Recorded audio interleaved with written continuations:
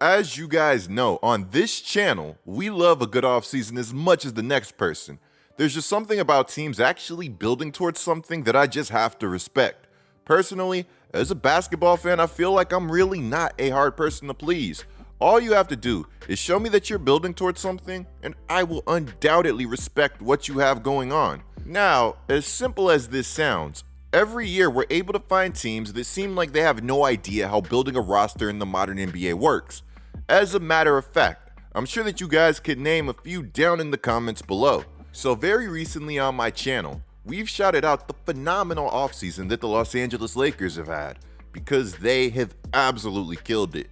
While we're here, be sure to check out that video if you haven't already. I uploaded it not too long ago and I think that it's really good. Now, just like how I've been showing the Lakers love for their phenomenal offseason, I have to give the Dallas Mavericks their love also. This offseason, the Mavericks didn't go out and get that big fish, they kept it. They didn't have that giant splash that provides instant gratification that all of the media outlets love.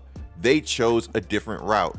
There's a ton of value in laying a solid foundation, especially when you already have two of the best offensive players in the game in Luka Doncic and Kyrie Irving on your roster. I think that I speak for all basketball fans when I say that we need to see these players in the playoffs again on a squad that just has a fighting chance.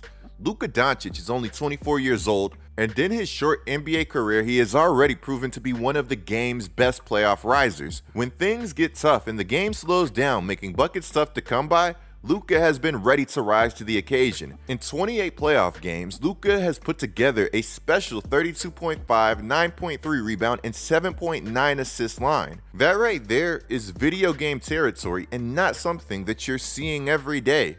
Luka currently averages more playoff points than guys like LeBron James, Jerry West, Kevin Durant, and even Allen Iverson. I know that this sounds a bit ridiculous, but Luka Doncic only trails Michael Jordan for most points averaged throughout the course of their career for the NBA playoffs. Imagine being so good at scoring the basketball in the NBA playoffs that you only trail the greatest to ever do it. It really hurts my heart that this man Luka went from epic battles with Kawhi Leonard and Paul George, then on to embarrassing Devin Booker and the Suns on their home floor in the Western Conference semifinals en route to the conference finals, to watching the playoffs on the couch this past year, just sitting there wondering when he'll get his opportunity again. In all seriousness, the Mavericks missing the playoffs altogether last season was one of the best things that probably could have happened to them. As silly as it sounds, that Mavs roster that was put together last season wasn't built to compete, and they for sure were not built to make a deep run despite the Kyrie Irving acquisition last season ahead of the trade deadline. The Mavericks acquiring Kyrie last year was like putting a heavy-duty paper towel over a massive leak. It was never going to work out how me and everybody else wanted it to. Last year's Mavs team had problems that went far beyond Kyrie Irving and also far beyond Luka Doncic. Sure, their chemistry could have been better, but no amount of chemistry was making up for the Mavericks defense being one of the worst defenses in the entire league, only being better than the Pacers, the Pistons, the Trailblazers, the Rockets, and the Spurs. Last year's Mavericks team lacked basketball IQ and also overall talent that fit what they wanted to do. The Mavericks went into this offseason knowing this, and they made moves. This offseason, the Mavericks would lose JaVale McGee, who I knew was going to be a terrible signing from the moment that the pen hit the paper. They also lost Davis Bertans, Reggie Bullock, Frank Ntilikina, and also the controversial Christian Wood. There was so much potential there, but it just didn't work out, in part because Jason Kidd did not want it to. Now here's where things get good. Not only were the Mavericks able to retain a star in Kyrie Irving, which would have been enough for me to consider this a solid offseason for them, but they would also add Seth Curry, who should have never left Dallas, Greg Brown III, Dante Exum, Rashawn Holmes, Derrick Jones Jr., Derek Lively, Olivier Maxence Prosper, Joe Wieskamp, and Grant Williams, who was actually searching for a bigger role in Boston last season and should find that role that he was searching for and more in Dallas, with NBA insiders predicting that Jason Kidd will unleash his playmaking, which was on full display in college at Tennessee.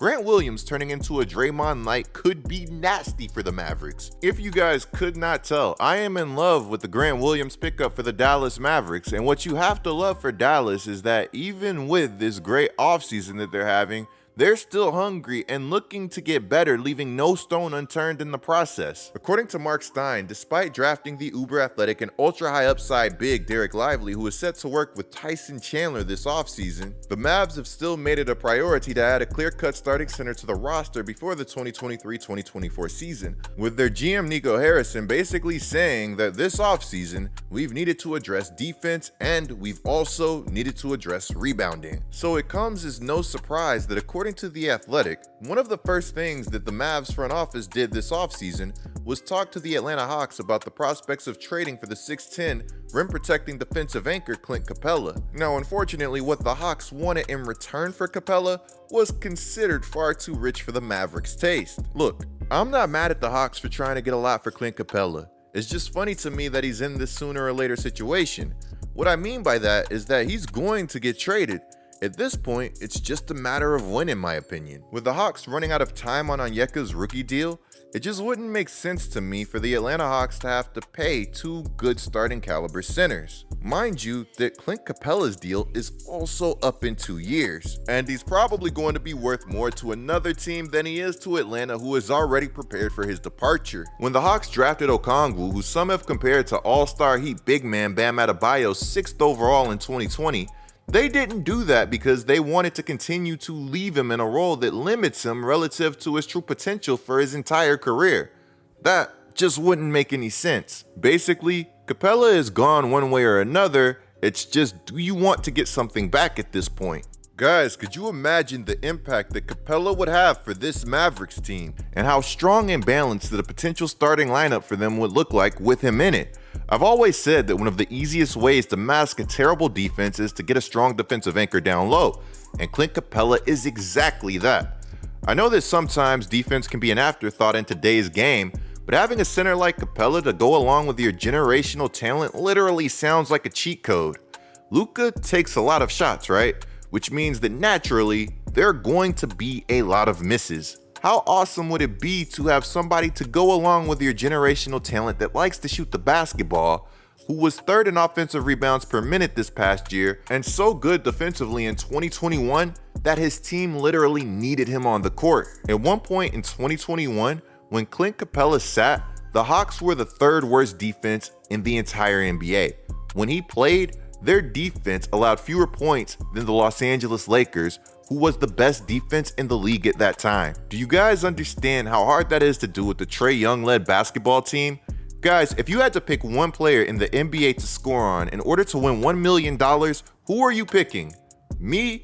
I'm probably picking Trae Young, and I don't think it's close. Then again, Trae Young has recorded a stop on playoff Giannis before. You know what, maybe I'm in over my head on that one. Guys, help me out down in the comments below. While you're there, also let me know what player that you would like to see the Mavericks make a run at. According to Mark Stein, the Mavericks are actually planning on making another run at Clint Capella. And, to quote him, the Mavericks don't want to be done making moves. So maybe there is something coming up for this team on the horizon. Is this a bad time to bring up that Greg Swartz of Bleacher Report thinks that it's only a matter of time before the Mavs become aggressive on the trade market, as the Mavericks undoubtedly have a priority to keep their generational talent happy? Guys, let's just hope that the Mavs' next move is their best move. I like this team too much and I don't want to see them moving backwards anymore. In the comments below, let me know what you think of everything. Clicking the video on the screen right now is a great way to support my channel. I'm GetLikeCoop, bringing you guys the scoop until our next upload.